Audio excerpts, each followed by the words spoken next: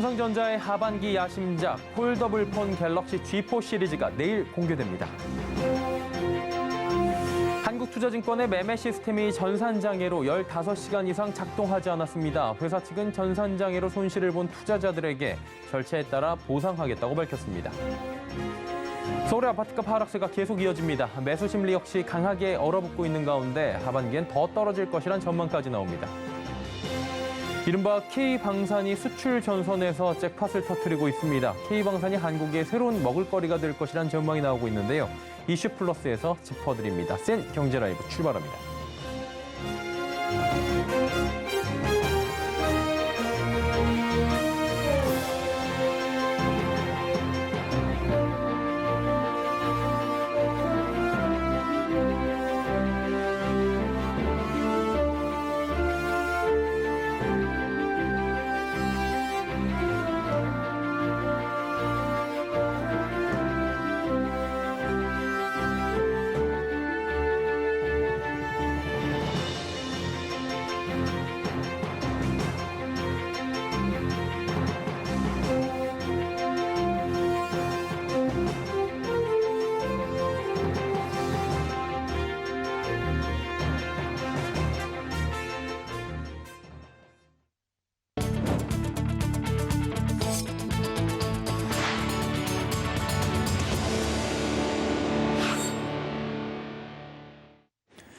시청자 여러분 안녕하십니까? 센 경제 라이브 서정덕입니다.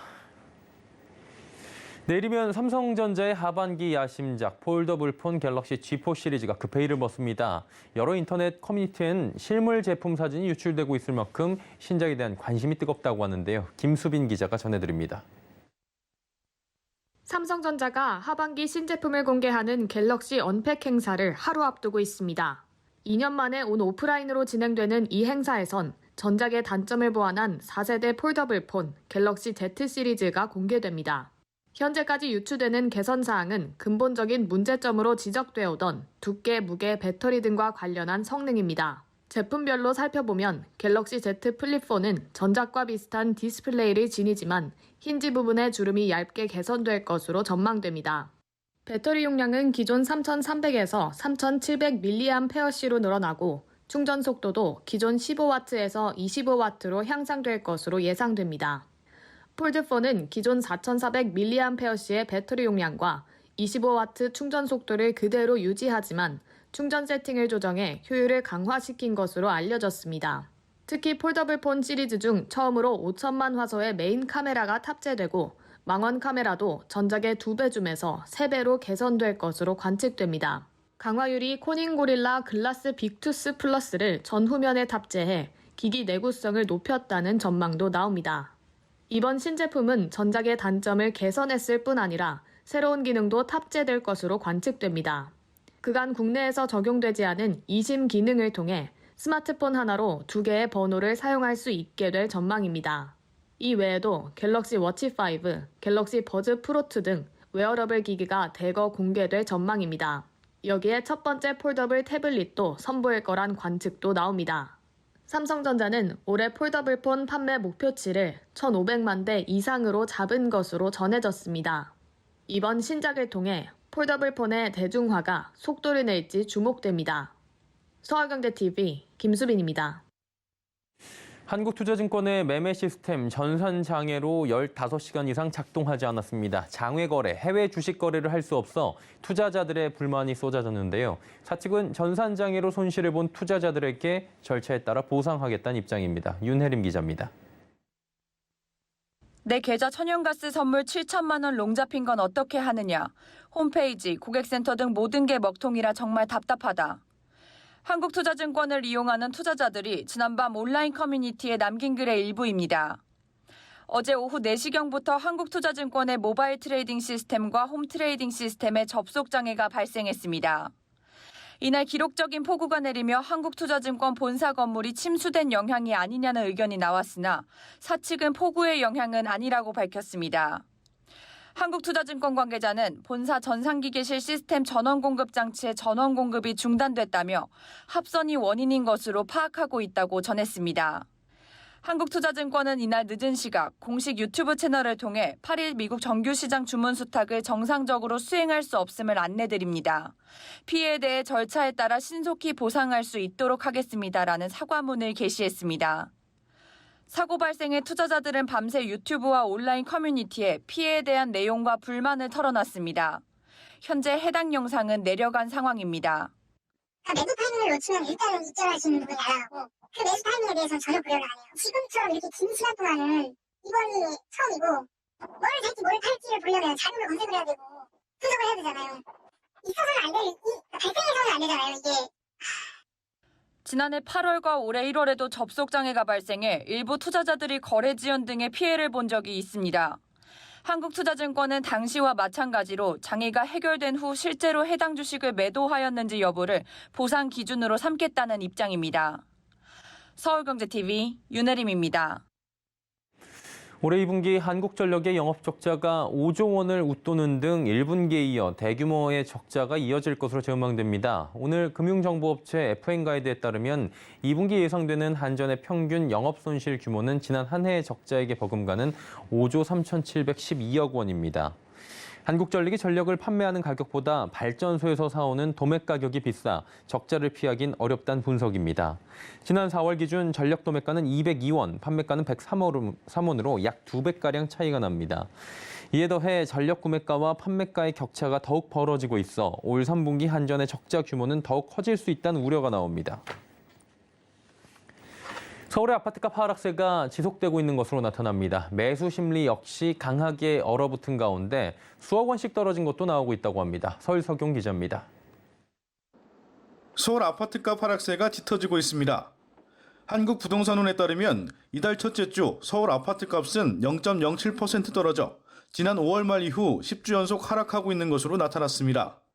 특히 굳건한 상승세를 유지하던 서초구는 3월 말 이후 약 20주 만에 보합 전환했습니다. 매수 심리 역시 강하게 얼어붙었습니다. 같은 기간 서울 아파트 매매 수급 지수는 84.6으로 일주일 전보다 0.4포인트 하락해 2019년 7월 8일 이후 가장 낮은 수치를 기록했습니다. 이런 가운데 2030 세대 영끌족이 몰렸던 노원, 도봉, 강북 등 이른바 노도광 지역 아파트값도 떨어지기 시작했습니다. 노원구 상계동 상계주공 9단지 전용 49제곱미터는 지난해 11월 7억 2,200만 원을 기록했는데 올해 5월 5,300만 원 떨어진 6억 6,900만 원에 거래됐습니다. 도봉구에서는 쌍문동 삼익세라믹 79제곱미터가 지난 4월 7억 5천만 원에서 한 달 새 1억 원 내린 6억 5천만 원에 팔렸습니다. 거래 절벽 역시 계속되고 있는 가운데 일각에서는 수억 원 저렴한 가격으로 직거래가 이뤄진 단지들도 발견되고 있습니다. 금리 인상으로 인해서 향후에 부동산 가격이 떨어질 거라고 하는 심적 압박감이 있어서 거래가 안 되는 거고요. 그동안 너무 많이 오른 거에 대한 부담감이 있습니다. 한국은행은 이달 25일 예정된 금융통화위원회 회의에서 금리를 0.5%포인트 올리는 빅스텝을 또 한 번 밟을 가능성이 큽니다. 이렇게 되면 거래가 더 얼어붙어 집값이 떨어지는 지역도 늘어날 것으로 예상됩니다. 서울경제TV 설소경입니다. 금리 인상이 가팔라지고 있는 요즘 은행이 이자 장사한다는 비판의 목소리는 지방은행들 역시 피할 수는 없는데요. 지방은행들이 대출금리 인하에 이어 최근에 잇따라 취약차주의 이자 부담을 덜기 위한 방안을 내놓고 있다고 합니다. 김미연 기자입니다. 최근 경남은행과 대구은행은 금리 상한형 주택담보대출의 연간 금리 상한 한도를 각각 0.25%포인트, 0.3%포인트 낮췄습니다. 금리 상한형 주담대는 일정 기간 금리 상승폭을 제한하는 상품으로 대출자들의 과도한 이자 부담을 줄인다는 취지입니다. 앞서 5월 부산은행은 대표 신용대출 상품의 신규 금리도 최대 0.6%포인트 낮췄으며 이어 대구은행도 전세대출 금리를 내렸습니다. 이렇게 지방은행들이 대출 이자 부담을 완화하고 나선 것은 가파르게 오른 금리 탓에 소비자들의 이자 부담이 커지면서 대출 수요가 감소한 영향이 큽니다. 여기에 예금과 대출 간 금리 격차가 벌어지는 것에 대한 금융당국의 지적도 크게 작용했습니다. 지방은행들은 하반기엔 소상공인을 포함한 형편이 어려운 취약 대출자를 위해 다양한 금융 지원을 마련하겠다고 입을 모았습니다. 앞서 이복현 금융감독원장은 지난달 26일 지방금융사들의 소상공인에 대한 지원을 촉구하면서 최근 금융권이 취약 차주 등을 위한 신규 지원 방안을 마련하는 등 적극적인 노력을 보여주고 있다고 말했습니다. 자율적으로 취약층에 대한 조치를 내놓는지 계속 지켜보고 있다는 메시지로 보입니다. 이에 따라 취약 대출자 지원 움직임도 빨라지고 있습니다. 우선 부산은행과 경남은행은 7%가 넘는 고금리 대출의 이자를 최대 1%포인트까지 깎아준다고 발표했습니다. 전북은행도 중저신용자 대출에 대해 1.3%포인트 금리를 감면했다고 밝혔으며 대구은행은 서민지원 대출 상품의 신규 금리를 올 연말까지 0.5% 추가 인하한다는 방침입니다. 서울경제TV 김미연입니다. LG전자가 국내 전 사업장의 대기 오염물질 배출 관리 체계를 강화합니다. LG전자는 오늘 환경부 산하 국립환경과학원의 대기 분야 숙련도 시험 및 현장 평가 적합 판정을 획득했다고 밝혔습니다. 이번 인증을 받기 위해 LG전자는 생산 기술원 내에 환경 시험실을 구축하고 전문가들과 대기 배출 농도 모니터링 및 측정 신뢰도 확보를 위한 연구를 진행했습니다. LG전자는 이번 판정 획득을 통해 자체적으로 대기오염물질을 정밀하게 측정하고 생산 전 과정에서의 대기오염물질을 수시로 분석 관리할 수 있게 됐습니다. 향후 LG전자는 정밀 측정할 수 있는 대기오염물질의 수를 현재 25종에서 지속적으로 확대하고 더 나아가 수질 분야에서도 자체 측정 능력을 갖춘다는 방침입니다.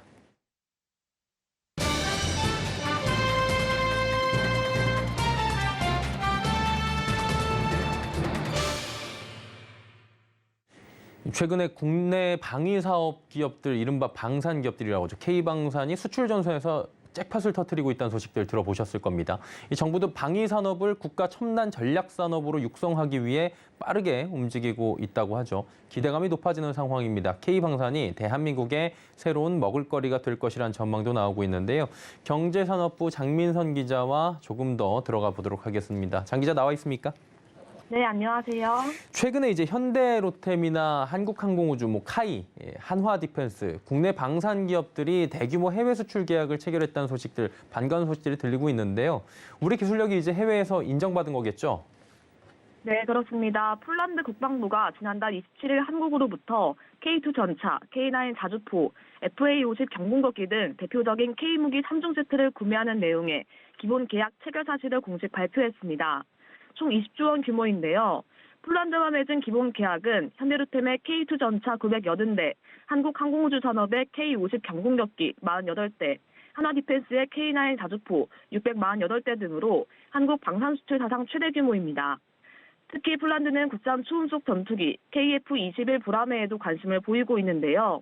다만 세부 계약 조건이 정해지지 않아 수출 액수나 규모가 달라질 가능성도 있는 만큼 방위사업청 등은 신중한 입장을 보이고 있습니다. 일단 폴란드에서의 성과가 굉장히 큽니다. 방산 수출 시장이 전 세계로 확대되는 모습도 있는 것 같고요. 호주에서의 패키지 딜 가능성 이야기 나오는데 이 부분 어떻게 되는 겁니까? 네, 이종석 국방부 장관은 지난 4일 호주 수도 캔버라에서 리처드 말스 호주 부총리 겸 국방부 장관과 한호주 국방 정상회담을 갖고 양국 간 국방 방위산업 협력 방안을 논의했습니다. 호주는 181억 달러, 우리 돈 약 23조 원 규모로 육군 차세대 보병 전투장갑차 사업을 추진하고 있는데요. 한화디펜스는 레드백 장갑차로 도전장을 내밀었습니다. 레드백은 K21 장갑차를 기반으로 호주 현지 조건에 맞춰 개발한 차세대 보병 전투 장갑차로 평가됩니다. 일각에서는 대우조선해양이 호주에 잠수함을 수출할 것이라는 전망도 내놓고 있는데요. 호주는 콜린스급 잠수함 6척을 교체하는 계획을 세웠는데 대우조선해양은 지난달 호주를 방문해 장보고 잠수함 모델 2종을 소개한 바 있습니다. 사실 이게 따지고 보면 그동안에 방위산업이라고 하면 독일이나 영국 이런 이른바 방산 선진국들이 주도를 해왔는데 대한민국의 방산 기술이 주목을 받게 된 거잖아요. 배경이 어디 있습니까? 네, 먼저 미중 패권 전쟁에 따른 신냉전 기류로 세계 각국의 군비 경쟁 여파와 맞물려 러시아의 우크라이나 침공으로 방산 수요가 폭발적으로 늘어난 탓으로 분석됩니다. 스톡홀름 국제평화연구소 분석에 따르면 한국이 세계 무기 수출 시장에서 차지하는 비중은 지난 2012년에서 2016년 1%에서 2017년에서 2021년 2.8%로 늘었는데요. 특히 한국은 2012년에서 2016년과 비교해 무려 117%나 급성장하면서 상위권 국가 중 최고 수준을 기록했습니다.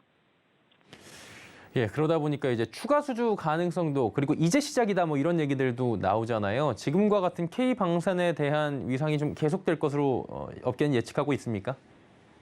네, 국내 방산업계는 이번 수주를 계기로 전 세계 방산 시장에서 영향력을 확대하겠다는 포부입니다. 대내외적인 여건은 나쁘지 않은 상황인데요. 우선 정부는 첨단 전력 건설과 방산 수출 확대의 선순환 구조를 마련하겠다는 국정과제를 제시하며 방산 수출에 적극 나서고 있습니다. 방위사업 첨가 업계는 올해에도 폴란드 대박 수출을 제외하고도 100억에서 150억 달러 이상 수출을 기대하고 있습니다. 앞서 말씀드린 호주 차기 장갑차 사업을 비롯해 사우디아라비아 등 중동 지역의 청동투 요격 미사일, 차기 호위함, 비호합 방공체계, 말레이시아 FA-50 경공기, 노르웨이의 K2 전차 등이 성사 가능성이 높은 사업으로 거론되고 있는데요. 현재 우리나라가 세계 8위 수준인데 계획대로라면 방산 수출 세계 5위권 진입에 가능하게 됩니다. 네.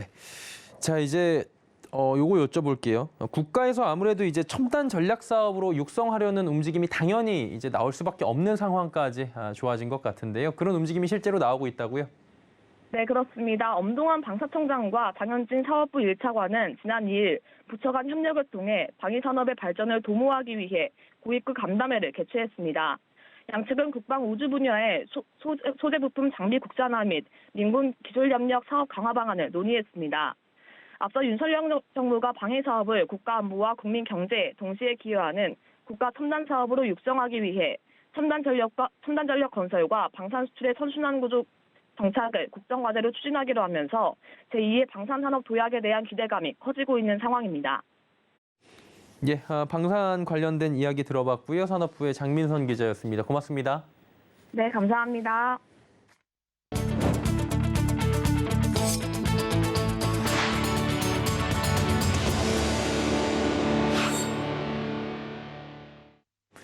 법무부는 오늘 윤석열 대통령 취임 후 첫 8.15 광복절 특별사면 대상자를 선정하기 위한 사면심사위원회를 열었습니다. 이번 특별사면 대상에는 기업인이 대거 포함될 가능성이 높은 것으로 전해집니다. 이재용 삼성전자 부회장과 신동빈 롯데그룹 회장, 박찬구 금효석유화학 회장, 이중근 부영그룹 회장 등이 거론됩니다. 이 부회장은 국정농단 사건으로 징역 2년 6개월을 확정받아 복역하다 지난해 8월 광복절 기념 가석방으로 풀려난 바 있습니다. 사면심사위가 특사 대상자를 선정하면 법무부 장관은 윤 대통령께 명단을 보고합니다. 이 대통령은 국무회의 의결을 거쳐 특사 대상자를 확정하게 됩니다. 대상자 명단은 오는 12일 발표될 전망입니다. 출입국 규제 완화로 외국인 관광객이 증가하자 카지노주가 기지개를 켜고 있습니다. 증권업계는 이 같은 성장 추이가 하반기에도 이어질 것이라며 비중 확대 의견을 내놓기도 하는데요. 최민정 기자입니다. 국내 코로나19 재확산 여파에도 GKL과 파라다이스 등 카지노주에 훈풍이 불고 있습니다. 오늘 한국거래소에 따르면 GKL과 파라다이스의 주가는 올해 7월 이후 각각 15.06%, 9.63% 올랐습니다.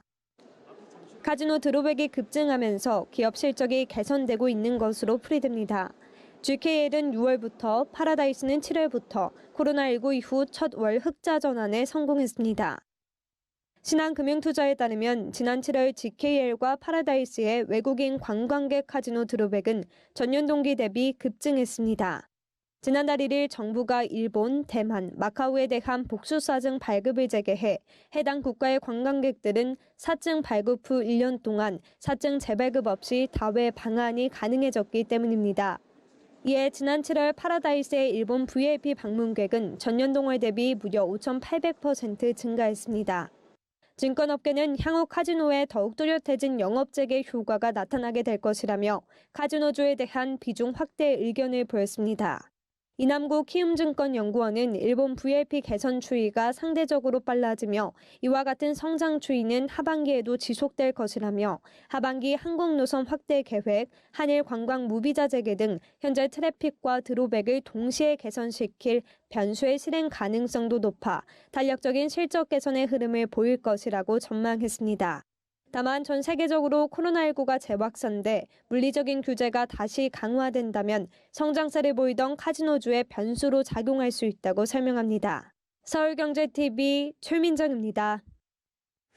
요즘 해외여행을 준비하시는 분들은 만만치 않은 가격에 깜짝 놀라셨을 수 있습니다. 엔데믹 전환으로 여행 심리는 증가했는데 코로나 재확산과 너무 오른 물가에 국내 여행으로 눈 돌리는 소비자가 많은데요. 업계는 이러한 흐름에 맞춰 발빠르게 움직이는 모습입니다. 서지은 기자입니다.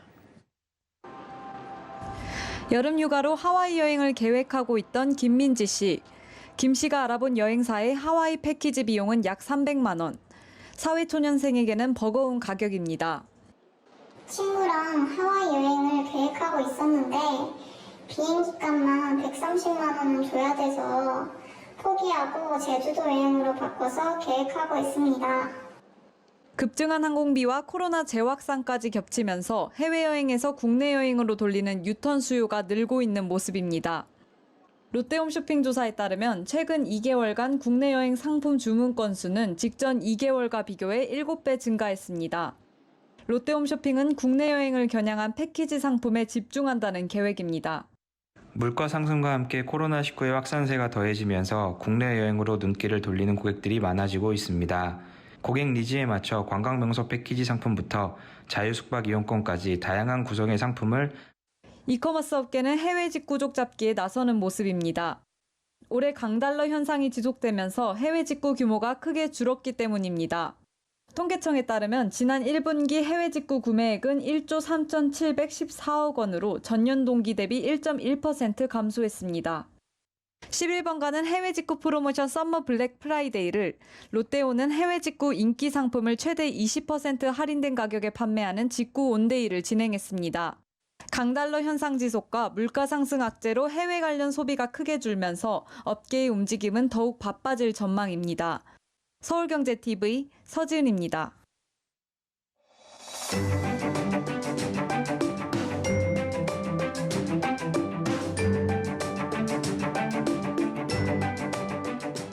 안녕하세요. K웨더 라이프스타일 예보 신지수입니다. 서울을 비롯한 중부지방에 최악의 폭우가 쏟아진 가운데 현재도 수도권과 강원, 충북 일부 지역으로 비가 내리고 있습니다. 빗줄기는 약해졌지만 아직 안심하기는 이른데요. 밤사이 또다시 강한 비구름이 유입될 것으로 보입니다. 우선 가장 많은 비가 예상되는 지역은 경기 남부와 충청 북부, 강원 남부입니다. 이들 지역은 모레까지 100에서 200, 많은 곳은 300mm 이상의 폭우가 쏟아지겠고요. 그 밖에 서울을 포함한 중부 대부분 지역과 충청 남부, 또 내일 아침부터는 전북과 경북으로도 많은 곳은 200mm 이상의 큰 비가 예상됩니다. 이번 비구름대는 이동 속도가 매우 느리다는 특징이 있는데요. 이 때문에 지역별로 내리는 양의 차이가 크겠고요. 시간당 30mm 안팎으로 강한 비가 집중되는 곳이 있겠습니다. 집중호우로 피해가 속출한 만큼 앞으로 내릴 비에도 철저한 대비가 필요합니다. 하천과 저수지는 범람이 우려되는 만큼 주변 지역 접근을 삼가시는 게 좋겠고요. 산사태 위험 지역도 안전한 곳으로 미리 대피하셔야겠습니다. 또 운전하실 때는 평소보다 천천히 이동하시는 게 좋겠습니다. 다음은 지역별 내일 날씨입니다. 중부지방의 낮 기온 서울 29도, 인천과 대전 28도 보이겠고 습도가 높아 꿉꿉하겠습니다. 동해안 지방의 낮 기온 울진이 27도, 속초와 강릉 28도에서 29도 선으로 후텁지근하겠습니다. 남부지방은 광주와 대구의 낮 기온 31도까지 오르겠고 비가 오지 않는 제주는 35도로 무덥겠습니다. 내일 서해와 동해상으로 비가 내리는 가운데 물결은 약간 높게 일겠습니다. 정체전선의 영향으로 당분간 중부지방은 비가 오는 날이 많겠고요. 서울 낮 기온 30도 안팎을 보이겠습니다. 날씨였습니다. 센 경제라이브 저희가 준비한 소식은 여기까지입니다. 비 피해 없는 저녁 시간 보내시길 바랍니다. 고맙습니다.